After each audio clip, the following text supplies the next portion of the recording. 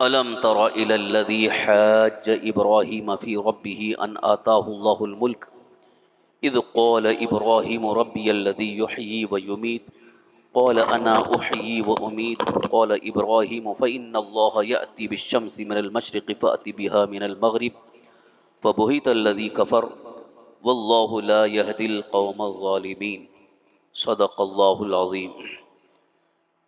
حصول برکت کے لیے ایک مرتبہ درود شریف پڑھ لیں۔ اللہم صلی وسلم علی سیدنا مولانا محمد معین الجود والکرم وعلی آلہ واصحابہ وبارک وسلم صلاۃ و سلام علیک یا رسول اللہ صلی اللہ تعالی علیہ وسلم۔ محترم حضرات، قرآن کریم کی تفسیر کا یہ سلسلہ ماہ رمضان المبارک میں فجر کی نماز کے بعد جاری رہا۔ کافی حضرات جو فجر کی نماز میں روزانہ حاضر ہوتے تھے وہ قرآن کریم کی تفسیر سماعت کرتے تھے۔ یاد ہوگا کہ سورہ بقرہ کی آیت نمبر 258 تک ہم نے تفسیر بیان کی تھی۔ سورہ بقرہ کی آیت نمبر 258 ابھی میں نے پھر اسی کی تلاوت کی ہے، کیونکہ اس میں اس وقت جو بیان ہوا تھا واقعہ بیان ہوا، لیکن اس کے پیچھے ایک جو حکم ہے یا تاکید ہے اس کا ذکر نہ ہو سکا تھا۔ واقعہ یہ تھا کہ حضرت سیدنا ابراہیم علیہ السلام جو اللہ کے نبی، اللہ کے پیغمبر تھے، وہ جس دور میں تھے اس دور میں ایک ظالم بادشاہ نمرود نام کا تھا۔ وہ اپنی خدائی کا دعویٰ کر چکا تھا، لوگوں سے کہتا تھا کہ مجھے خدا مانو، اور جو خدا نہیں مانتے تھے ان پر ظلم کرتا تھا، انہیں تکلیفیں پہنچاتا تھا، مجبور کرتا تھا تاکہ اسے خدا مانے، اور بہت سارے لوگ اس کو خدا مان لیتے تھے اور اسی بنیاد پر اس سے کافی چیزیں حاصل کرتے رہتے تھے۔ لیکن حضرت ابراہیم علیہ السلام کی بعثت اسی لیے ہوئی تاکہ لوگوں کو اللہ کی وحدانیت، اللہ تبارک تعالیٰ کے معبود ہونے کا علم دیا جائے۔ معبود کون ہوتا ہے، خدا کون ہوتا ہے، یہ اصل مفہوم اور یہ تصور بندوں کو دینا تھا۔ تو حضرت ابراہیم علیہ السلام کے دور میں جو بھی لوگ تھے، جو انسان تھے، انہوں نے یہ سمجھ لیا کہ جس کے پاس ظاہری طور پر بہت بڑی طاقت ہوگی وہی خدا ہوگا، جس کے پاس دولت ہے، حکومت ہے، اقتدار ہے، اسی کو خدا مان بیٹھے۔ اور لوگوں کا ایک تصور بھی تھا کہ بھائی یہی سب سے بڑا طاقتور ہے، اسی کو خدا مان لیں۔ اور دوسرا معاملہ یہ بھی تھا کہ جو خدا نہیں مانتا تھا وہ ظلم کا شکار ہو جاتا تھا، پریشان ہو جاتا۔ تو اس لیے انسان سوچتا ہے کہ کہاں پریشانی جھیلیں، اسی کو خدا مان لیں۔ مگر ایمان ایک ایسی چیز ہے کہ انسان ایمان کے لیے دنیاوی بہت ساری تکلیفوں کو برداشت کر لیتا ہے، لیکن ایمان چھوڑنا گوارا نہیں کرتا۔ تو ایمان سب سے پہلے توحید باری تعالیٰ، یعنی اللہ کی وحدانیت، اللہ کو ایک ماننا اور اللہ تعالیٰ کو ہی اپنا رب، خالق اور اپنا معبود ماننا، یہ ایمان کی سب سے پہلی بنیاد ہے۔ اگر یہی ختم ہو گئی تو پھر ایمان ہی نہیں رہا۔ تو اسی ایمان کے لیے انبیاء اکرام علیہ السلام کی بعثت ہوتی رہی تاکہ بندوں کو ایمان کا اصل مفہوم سمجھایا جائے۔ تو حضرت ابراہیم علیہ السلام کی بعثت جب ہوئی، لوگوں کو دیکھا آپ نے کہ وہ خدا مان بیٹھے ہیں نمرود کو، اور پھر یہاں نمرود کا خود اپنا ایک الگ تصور تھا، وہ اپنے آپ کو خدا مان بیٹھا تھا، میں ہی خدا ہوں معاذ اللہ رب العالمین۔ تو یہاں دونوں کو ہدایت دینا تھا، ایک تو نمرود کو جو اس کا گمان تھا، اس گمان کے تحت اس کی تردید کرنا تھا، اور جو لوگ نمرود کو خدا مان بیٹھے تھے ان کی بھی اصلاح کرنا تھا۔ اس لیے حضرت ابراہیم علیہ السلام کی بعثت ہوئی۔ اب حضرت ابراہیم علیہ السلام جب تشریف لائے اور وہاں کے حالات کا آپ نے جائزہ لیا، تو پھر جب یہ پتہ چلا کہ نمرود ہی بڑا ظالم ہے اور وہ خدا بن بیٹھا ہے، حضرت ابراہیم علیہ السلام نے لوگوں کے سامنے پہلے تو درس یہ پیش فرمایا کہ نمرود ایک انسان ہے، اگرچہ حکومت اس کے پاس ہے، اقتدار اس کے پاس ہے، بہت کچھ ہے، لیکن وہ خدا نہیں ہے، وہ انسان ہے۔ انسانوں کو پیدا کرنے والا خدا اور ہے، جو ہمیں نظر نہیں آتا، جو ساری طاقت کا مالک ہے، ساری کائنات کو اسی نے پیدا کیا۔ یہ تصور حضرت ابراہیم علیہ السلام نے دینا شروع کیا، تو جو لوگ تھے جن کو بات سمجھ میں آتی تھی وہ مانتے گئے، لیکن یہاں ڈر تھا کہ نمرود جو ہے وہ ظلم کرے گا، کیونکہ اس کی خدائی کے خلاف ایک مشن آپ نے شروع کر دیا۔ بات نمرود تک پہنچ گئی۔ حضرت ابراہیم علیہ السلام کے بارے میں اسے بتایا گیا کہ ایک بندہ ہے جو ایسی ایسی بات کر رہا ہے، وہ تم کو خدا نہیں مانتا ہے۔ تو نمرود نے کہا کہ اس کو ہمارے پاس لے کے آؤ۔ حضرت ابراہیم علیہ السلام کو اپنے دربار میں بلایا، تو حضرت ابراہیم علیہ السلام سیدھے چلے گئے۔ آپ نے کہا ٹھیک ہے۔ تو جب نمرود کے پاس گئے تو نمرود نے کہا کہ تم کس کو خدا مانتے ہو؟ مجھے اگر خدا نہیں مانتے ہو تو کس کو مانتے ہو؟ حضرت ابراہیم علیہ السلام نے فرمایا کہ میرا خدا وہ ہے جو زندگی اور موت دینے پر قادر ہے، جس کے قبضۂ قدرت میں ہماری زندگی کی بقا ہے اور موت بھی ہے، جسے چاہے زندگی دے دے، جسے چاہے موت دے دے۔ یہ وہ رب کا کام ہے، اور وہی رب ہو سکتا ہے جس کے قبضۂ قدرت میں زندگی اور موت ہے، جسے زندگی اور موت پر پورا اختیار حاصل ہے، جسے چاہے زندہ رکھے، جسے چاہے موت دے دے۔ نمرود جو ہے کھلکھلا کے ہنسا، کہا کہ اتنی ہی بات ہے، اگر اتنا ہی ہے تو وہ تو میں بھی قادر ہوں، میں بھی کر سکتا ہوں۔ اس نے قیدیوں میں سے جو جیل میں قیدی تھے، 2 قیدیوں کو بلایا۔ ایک کو کہا کہ اس کو کھانا دے دو کیونکہ قیدی ہے، اور اس کو اچھا کھانا کھلانے لگے، اور ایک کے بارے میں کہا کہ اس کو قتل کر دو۔ تو جلاد آیا، اس نے ایک کی گردن اڑا دی۔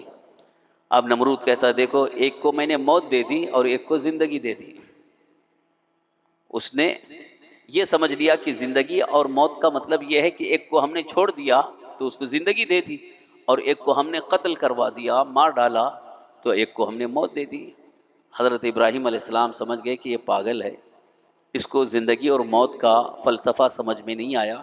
یہ تو 2 انسان جو تھے انہی کو اس نے اٹھا کر کے یہ اپنے ظالمانہ انداز میں ایک کو قتل کر دیا، تو اس نے سمجھا کہ یہ موت دیا، حالانکہ موت کا فیصلہ، موت کا حکم وہ اللہ تعالیٰ ہی کی طرف سے ہوتا ہے۔ پھر آپ نے سوچا کہ اس کو ایسے مناظرے کا رخ پیش کریں کہ یہ خود بخود جو ہے شرمندہ ہو جائے۔ تو حضرت ابراہیم علیہ السلام نے فرمایا کہ میرا رب، میرا خدا وہ ہے جو سورج کو مشرق سے نکالتا ہے، سورج کو مشرق سے نکالتا ہے اور مغرب میں اسے غروب کرتا ہے۔ لہٰذا اگر تم بھی خدا ہو، تمہارے اندر اتنی طاقت ہے، خدائی ہے، تو اسی سورج کو ادھر سے نکال کے دکھا دو، مغرب سے نکال کے دکھا دو، کیونکہ ہمارا رب اس بات پر بھی قادر ہے کہ وہ سورج کو مغرب سے نکال دے۔ اب جب حضرت ابراہیم علیہ السلام نے یہ معاملہ رکھا تو اب نمرود سٹپٹا گیا، کیونکہ یہ تو اس کے اختیار میں تھا ہی نہیں۔ یہاں دیکھیے حضرت ابراہیم علیہ السلام نے معاملے کو کیسے پیش کیا کہ سورج کا نکلنا مشرق سے یہ اللہ کے حکم سے ہے، اور سورج کا ڈوبنا مغرب میں اللہ کے حکم سے۔ اگر حضرت ابراہیم علیہ السلام یہ کہتے کہ مشرق سے تو بھی سورج نکال دے، تو وہ کہتا کہ ٹھیک ہے انتظار کرو، اور جب صبح ہوتی وہ کہتا دیکھو میں ہی نہیں نکالا، سورج نکلتا تو کہتا میں نے نکالا۔ تو اس لیے آپ نے رخ بدل دیا اور کہا کہ سورج ادھر سے نکال کے دکھا دو۔ مغرب سے سورج کو واپس لانا یہ تو ممکن نہیں ہے۔ تو فبہیت الذی کفر، وہ کافر مبہوت ہو گیا، یعنی اس کا دماغ معاف ہو گیا، وہ کچھ سمجھ نہیں پایا، سٹپٹا گیا، جواب تو اس کے پاس تھا ہی نہیں۔ اگر خدا ہونے کا اس کو گمان تھا، اور واقعی خدا وہ ہے جو اس بات پر بھی قادر ہے کہ سورج ڈوبے ہوئے سورج کو واپس لا سکے، تو حضرت ابراہیم علیہ السلام کے سامنے وہ شرمندہ ہو گیا۔ مقصد کیا تھا حضرت ابراہیم علیہ السلام کا؟ کہ اس کی بھی اصلاح کرنا، اس کی ذہنی اصلاح، کہ اس کے ذہن کے اندر ایک فطور ہے، ایک گمان ہے، اپنے آپ کو خدا مان بیٹھا ہے، حالانکہ انسان کبھی خدا ہو ہی نہیں سکتا ہے۔ انسان کبھی خدا ہو ہی نہیں سکتا ہے، انسان کبھی معبود ہو ہی نہیں سکتا ہے، کیونکہ خدا ہونا وہ صرف شایان نشان ہے اللہ کی۔ اللہ تعالیٰ ہی رب ہے، وہی خالق ہے، وہی کائنات کا پالنہار ہے، کوئی اور خدا ہو ہی نہیں سکتا۔ حضرت ابراہیم علیہ السلام کو یہی سمجھانا مقصود تھا۔ اب اس سلسلے میں جو اصل حکم یہاں سے بیان کرنا چاہ رہا ہوں وہ یہ ہے کہ دعوت و تبلیغ میں دعوت کا کام ہر مسلمان کی ایک ذمہ داری ہے۔ دعوت یعنی جو اللہ کے دین سے دور ہیں یا جو معاذ اللہ کفر میں مبتلا ہیں، کافر ہو چکے ہیں یا شرک میں مبتلا ہیں، ان کو سیدھے راستے کی طرف لانے کی دعوت دینا یہ ہر مسلمان کی ذمہ داری ہے۔ انبیاء اکرام علیہ السلام کی ذمہ داری رہی۔ انبیاء جتنے بھی آتے تھے، جتنے رسول آتے تھے، وہ یہی کام کرتے تھے کہ لوگوں کو اللہ سے قریب کر دیں اور اللہ تبارک تعالیٰ کو رب مانیں، شرک سے بچیں اور ایمان والے ہو جائیں۔ اس کے لیے سارے انبیاء، سارے رسولوں کی ساری کوششیں ہوتی تھیں۔ آج ہمارے اوپر ایک ذمہ داری ڈال دی گئی خاص علماء کے لیے، مگر عمومی طور پر ہر مسلمان کو ایک ذمہ داری دی گئی، جیسا کہ اللہ تعالیٰ نے قرآن پاک میں ایک مقام پر ارشاد فرمایا، کنتم خیر امہ اخرجت للناس تأمرون بالمعروف وتنہون عن المنکر، تم سب سے بہتر امت ہو۔ یہ اللہ تعالیٰ کا ارشاد ہے، اللہ تعالیٰ کا فرمان ہے، تم سب سے بہتر امت ہو، یعنی جتنی امتیں دنیا میں آئیں ان ساری امتوں میں سب سے بہتر تم ہو، اس لیے کہ تمہیں اللہ کے حبیب صلی اللہ علیہ وسلم کی امت ہونے کا شرف حاصل ہے۔ رسول پاک صلی اللہ تعالی وسلم کی امت ہونے کی وجہ سے اللہ تعالیٰ نے فرمایا کنتم خیر امہ، تم تو سب سے بہتر امت ہو۔ ساری امتوں میں سب سے افضل، سب سے اعلیٰ، سب سے بہتر امت مصطفیٰ ہے۔ ایک تو یہ خیر امت ہونے کا اللہ تعالیٰ نے ہمیں لقب بھی عطا فرمایا، شرف بھی عطا فرمایا، ساتھ ہی ساتھ ایک بڑی ذمہ داری کی طرف ہمیں توجہ دلائی گئی۔ کیا ذمہ داری کی طرف توجہ دلائی جا رہی ہے؟ تأمرون بالمعروف وتنہون عن المنکر، کہ معروف کا حکم دیتے ہو، معروف یعنی بھلائی کا حکم دیتے ہو، اور منکر برائی سے روکتے ہو، منع کرتے ہو۔ تو یہ معروف کا حکم دینا، بھلائی کا حکم دینا اور برائی سے روکنا، یہ امت مصطفیٰ کی ذمہ داریوں میں سے ایک بڑی ذمہ داری ہے۔ جیسا کہ ہم اپنی ذمہ داری کو سمجھتے ہیں، گھر کے بڑے ہیں تو ہمارے اوپر ذمہ داری ہے، محنت کر کے، کام کر کے، مزدوری کر کے، پیسہ کما کر کے گھر کا خرچہ پورا کرنا ہے، یہ بھی ایک ذمہ داری ہے۔ شادی شدہ ہو گئے، بیوی کی ذمہ داری ہے، بچے والے ہو گئے، بچوں کی ذمہ داری ہے، استاد ہو گئے، طلباء کی ذمہ داری۔ تو ہر ایک کو کچھ نہ کچھ ذمہ داری ہے، لیکن یہاں ایک عمومی ذمہ داری یہ بھی اللہ تعالیٰ نے عطا فرمائی، ایک عام ذمہ داری ہر مسلمان کو امت مصطفیٰ ہونے کی حیثیت سے ایک ذمہ داری اللہ تعالیٰ نے عطا فرمایا کہ بھلائی کا حکم دیتے رہیں، برائی سے روکتے رہیں۔ اب یہاں پر یہ تو آپ نے قرآن کریم کی آیت سے سمجھ لیا کہ بھلائی کا حکم دیتے رہنا، برائی سے روکنا، یہ ہماری ذمہ داری، لیکن معروف ہے کیا؟ بھلائی کس چیز کی؟ کون سی بھلائی کا حکم دینا ہے؟ تو اس کی ایک بہت لمبی فہرست ہے، بڑی لمبی لسٹ ہے۔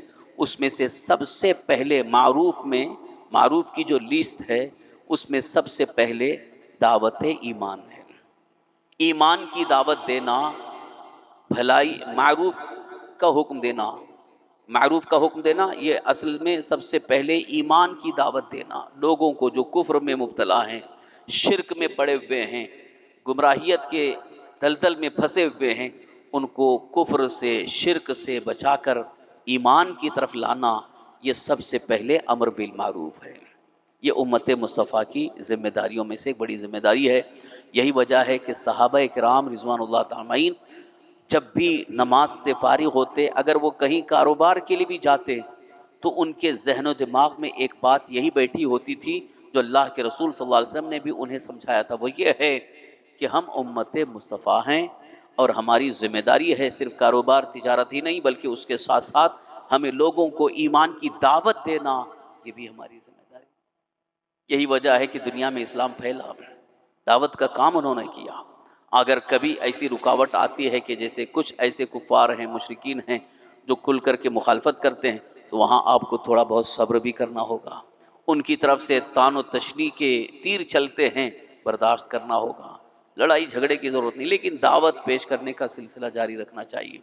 صحابہ کرام رضوان اللہ تمام جب ہندوستان آئے، چند صحابہ جو کاروبار اور تجارت کی غرض سے آئے، لیکن انہوں نے دعوت ایمان پیش کیا، انہی کے ذریعے ہندوستان میں بھی اسلام پھیلا۔ خاص طور پر کیرلا کی تاریخ میں ہے کہ صحابہ اکرام سمندر کے سفر سے آئے تھے، تو وہاں پر انہوں نے جو اسلام کی دعوت دی، ایمان کی دعوت دی، پھر وہیں سے جو ہے ہندوستان میں اسلام پھیلنا شروع ہوا۔ آج بھی کیرلا کے اندر سب سے پرانی مسجد موجود ہے، سب سے پہلی مسجد ہندوستان کی، جس کے بارے میں تاریخ میں مشہور ہے کہ وہ ہندوستان میں اسلامی پہلی مسجد ہے، آج وہ وہاں پر نماز ہو رہی ہے۔ تو یہ مسجد کیسے تعمیر ہوئی، وہاں لوگوں کے دلوں میں اسلام کیسے آیا؟ یہی صحابہ کرام جو تجارت کی غرض سے سفر کیے، اور سفر کرتے کرتے وہ ساحل سمندر پر پہنچے، پھر وہاں سے لوگوں سے ملاقات ہوئی، اور پھر ان سے اشارے میں بات چیت ہونے لگی، پھر ان کی زبان سیکھے، پھر اس کے ذریعے انہوں نے دین کی دعوت دی، ایمان کی دعوت دی، اس کے بعد سے اسلام پھیلا۔ تو یہ بھی ہماری ذمہ داریوں میں سے ایک بڑی ذمہ داری ہے۔ لہٰذا آج کی اس آیت کریمہ کی روشنی میں حضرت ابراہیم علیہ السلام کا جو انداز مناظرہ آپ نے دیکھا، اسی طرح سے جتنے بھی انبیاء دنیا میں تشریف لائے، ان کو کہیں پر کسی ظالم اور جابر بادشاہ کے سامنے مناظرہ کرنا پڑا، اور کہیں کہیں پر مناظرے کی ضرورت ہی نہیں پیش آئی، بلکہ دوسری قوموں کے سامنے اپنے اچھے اخلاق اور اپنے احکام اسلام کو پیش کر کے ہی انہوں نے دعوت پیش کی۔ الحمدللہ لوگوں نے اچھی طرح سے دیکھ کر کے، پہچان کر کے اسلام قبول کرنا شروع کیا۔ اعلیٰ حضرت امام اہل سنت مجدد دین و ملت الشاہ امام رضا قدس سرہ کے ایک بڑے ہی مشہور خلیفہ ہیں، جن کا نام ہے حضرت علامہ عبدالعلیم میرٹھی رحمۃ اللہ علیہ، میرٹھ کے رہنے والے تھے۔ اعلیٰ حضرت کی خلافت اور اچھے عالم دین تھے۔ جب یہ ادھر گئے افریقہ، ساؤتھ افریقہ، پھر وہاں سے وہ سفر کرتے کرتے، آج بھی آپ وہاں جائیں گے، Africa, South Africa, Canada, U S, America, Portugal تک بھی علامہ عبدالعلیم میرٹھی رحمۃ اللہ علیہ نے وہاں پر لوگوں کو دعوت دین پیش کی۔ آج بھی وہاں جو پرانے لوگ ہیں وہ یہی بتاتے ہیں کہ علامہ عبدالعلیم میرٹھی رحمۃ اللہ علیہ یہاں آئے تو ہمیں اسلام ملا، ہمیں ایمان ملا، اور انہی کی نسلیں آج وہاں مسلمان بن کر کے آج بھی موجود ہیں۔ تو اس طرح سے اسلامی دعوت، ایمان کی دعوت دینے میں ہمارے اکابر بزرگان دین نے، علماء نے بڑی محنت کی، بڑی کوششیں فرمائیں۔ اسی بنیاد پر آج پوری دنیا میں اسلام کا یہ پرچم لہراتا نظر آ رہا ہے، اور اسلامی روشنی آپ کو پھیلی نظر آ رہی ہے۔ لیکن جب سے ہم نے دعوت کا کام یہ بند کر دیا، سلسلہ بند کر دیا، تو اس کی وجہ سے کفر کا اندھیرا چھاتا جا رہا ہے، شرک کی تاریکیاں پھیل رہی ہیں۔ اس لیے ہماری ذمہ داری کو ہم محسوس کریں، اور کوشش کریں جہاں تک ہو سکے دوسروں تک دعوت پہنچائیں۔ یہاں پر ذہن میں ایک بات آتی ہے کہ آج کے دور میں ہم یہ کام کیسے کریں، جبکہ حالات ایسے ہیں کہ اگر کسی کے سامنے ہم یہ بات کرتے بھی ہیں تو ہمارے اوپر جو ہے وہ دفعہ 302 بھی لگ سکتا ہے، نہ معلوم کون سا دفعہ لگ جائے۔ اس بات کا بھی ڈر اور اس بات کا خوف ہے۔ تو میں یہ عرض کرنا چاہوں گا کہ حضرت ابراہیم علیہ السلام کے دور میں نمرود جیسا ظالم بادشاہ، تو کیا ان کو ڈر نہیں تھا؟ ڈر ان کو بھی ہونا چاہیے، لیکن انہیں کوئی خوف نہیں تھا۔ جو خالص اللہ کی رضا کے لیے اللہ کے دین کی دعوت کا کام کرتے ہیں، اللہ تعالیٰ ان کی مدد بھی فرماتا ہے، اللہ ان کی حفاظت بھی فرماتا ہے، اور اگر اسی راہ میں شہادت نصیب لکھی ہے تو وہ شہادت کا جام بھی نوش کر لیں گے۔ بہرحال ہمیں خاموش نہیں رہنا ہے، دعوت دین کا کام کرتے رہنا ہے۔ یہی یہاں سے حکم ملا کہ لوگوں کو شرک، کفر اور بد مذہبیت سے بچانے کے لیے اچھے انداز میں تبلیغ کرنا یہ ضروری ہے، اچھے انداز میں دعوت دینا یہ بہت ضروری ہے۔ اللہ تعالی ہم سب کو اس کی توفیق نصیب فرمائے۔ اسی سے متصل جو واقعہ اللہ تعالیٰ کی وحدانیت اور توحید کے متعلق ایک دوسرے نبی کا ذکر ہے، انشاءاللہ اس کو اگلے درس میں پیش کریں گے۔ آج چونکہ ماہ رمضان المبارک کے بعد یہ پہلا درس تھا، اس لیے ہم نے اسی کو دوسرے رخ کو پیش کرنے کی سعادت حاصل کی۔ اعلان کے مطابق نماز کا طریقہ اور شرائط بھی بیان کرنے کا ہم نے وعدہ کیا تھا۔ نماز کے اندر شرطیں کتنی؟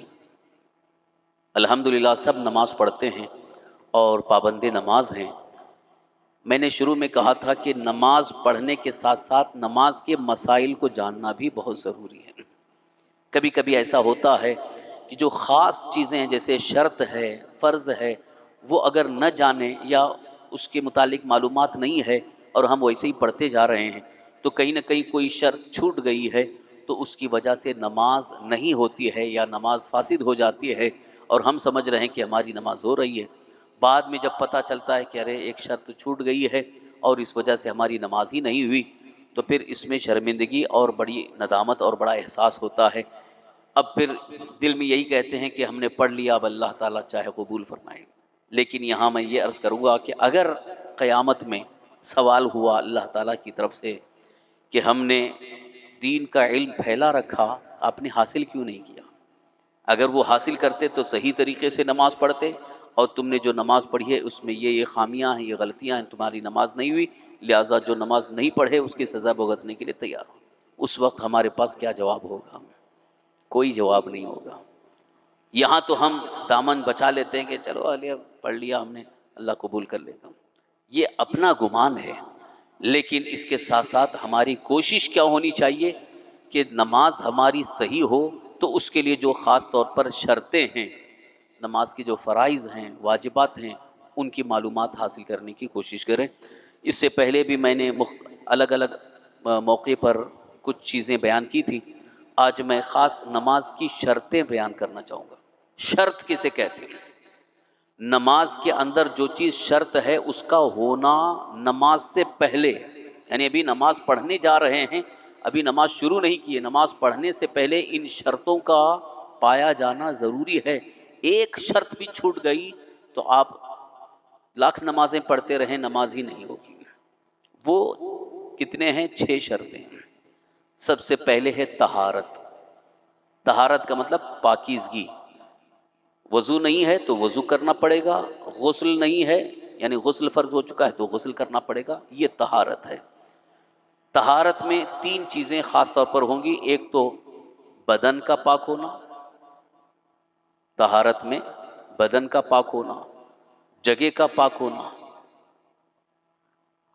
یہ بدن اگر پاک نہیں ہے تو نماز نہیں ہوگی، جگہ جس جگہ نماز پڑھ رہے ہیں وہ پاک نہیں ہے تو نماز نہیں ہوگی۔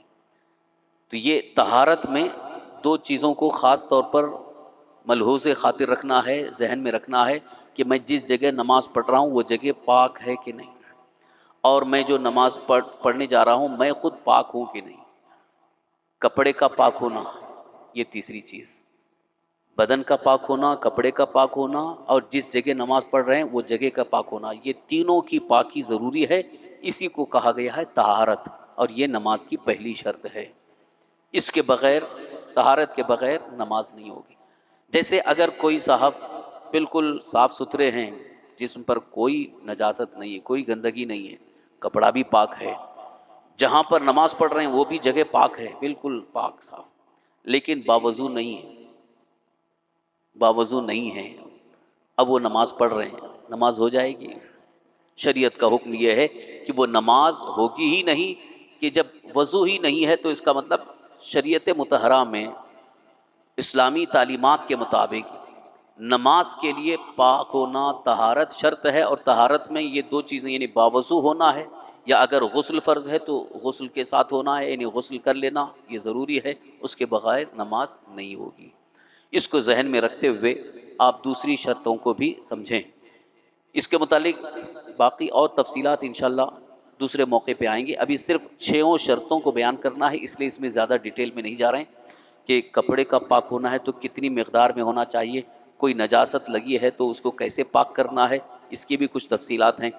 بدن کو پاک کرنے کے لیے بھی کچھ مخصوص طریقے ہیں، اور کتنی مقدار معاف ہے، کتنی مقدار معاف نہیں ہے، اسے پاک کرنا ضروری ہے، اس میں کافی تفصیلات ہیں.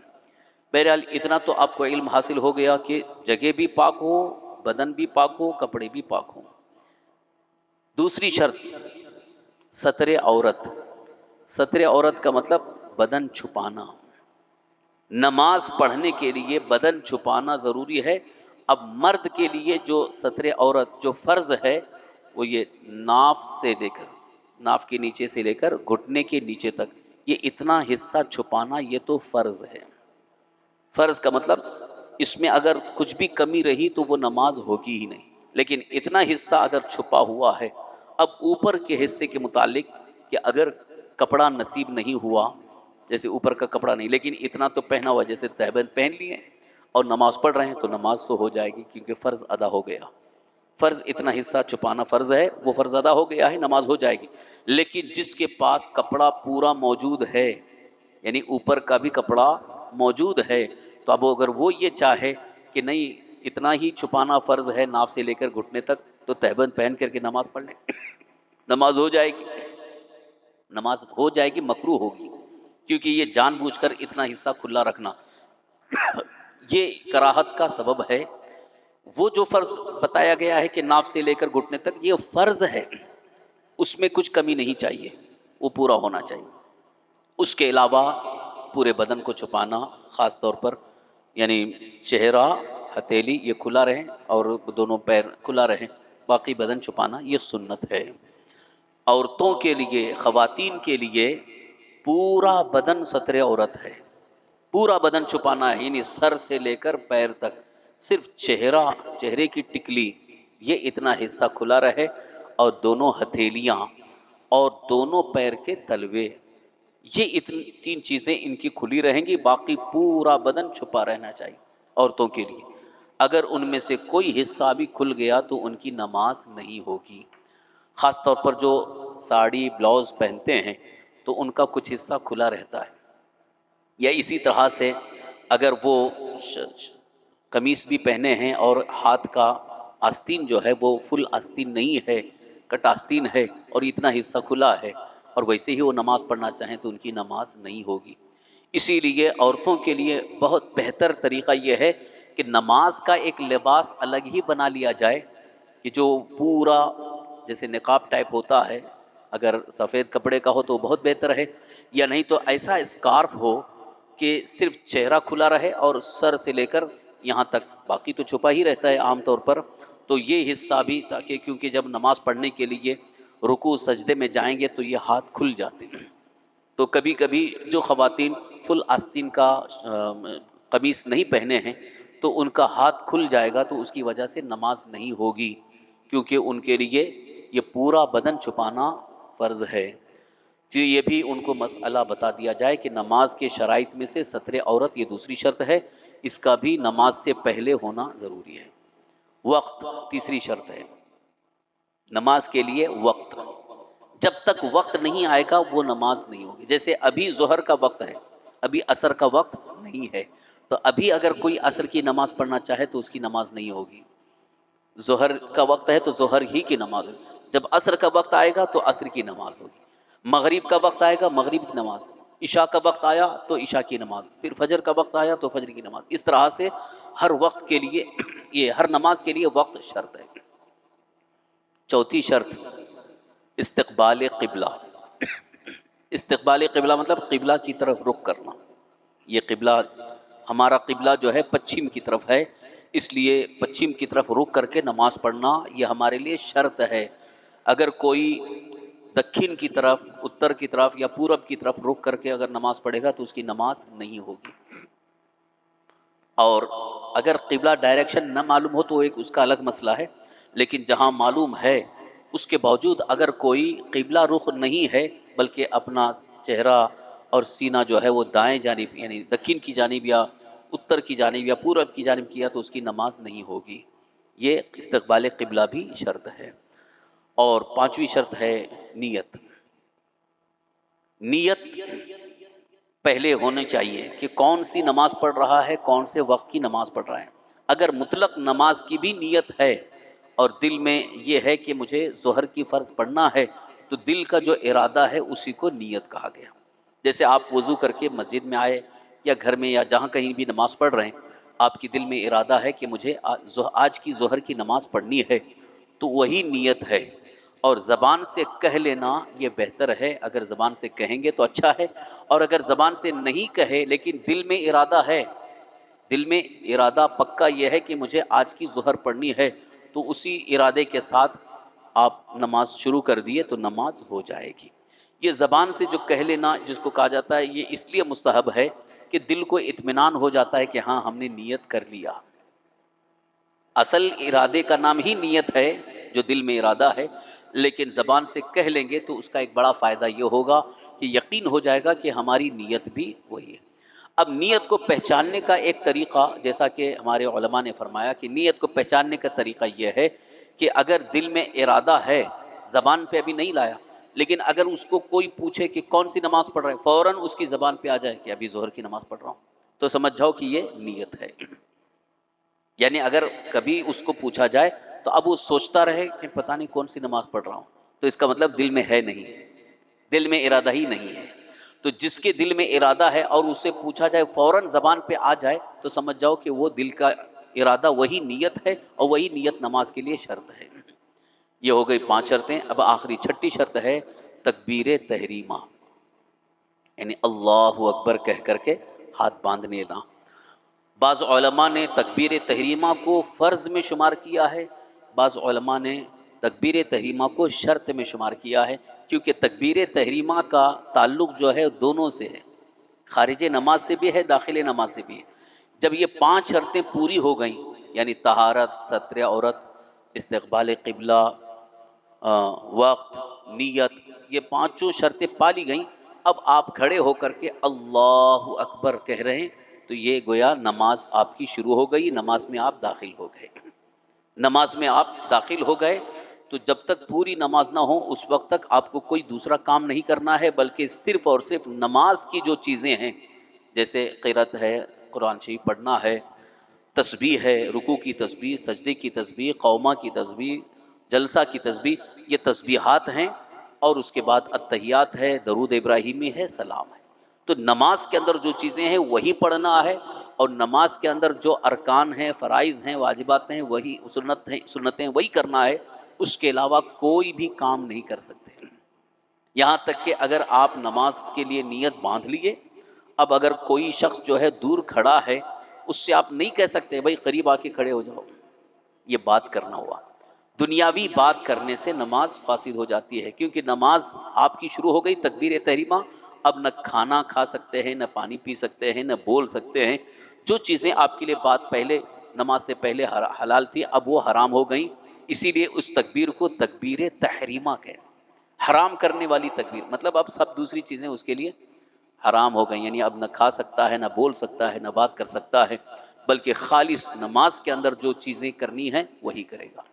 یہ ہے نماز کا ابتدائی طریقہ، کہ جس میں 6 شرطوں کا پہلے پایا جانا ضروری ہے، ایک شرط بھی اگر چھوٹ گئی تو نماز نہیں ہوگی۔